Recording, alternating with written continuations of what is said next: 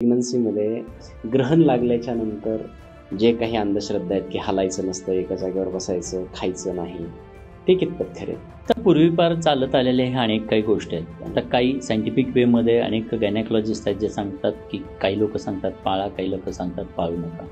मीही इथे तसं काही संभ्रमावस्था निर्माण होईल असं काही सांगणार नाहीये. मी एवढंच रिकमेंड करतो की जे बिलीफ आहे तुमचं, स्टिक विथ युअर बिलीफ.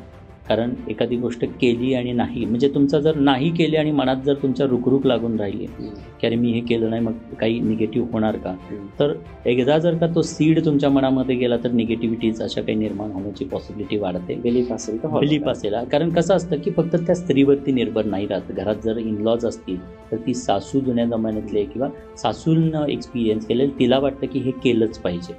मग तिथे कुठेतरी सासू सुनांमधलं, मग सासूला वाटतं की सून फॉलो करत नाही, सुनेला वाटतं की सासू लागते, मग पुन्हा त्याचा कुठेतरी अजून वेगळा स्ट्रेस, वेगळं काहीतरी होणार आहे. जर घरचे म्हणत असतील तर फॉलो करा. एखादी गोष्ट केल्यानं चुकीचं तर काही होणार नाही. एवढंच मी सांगेन.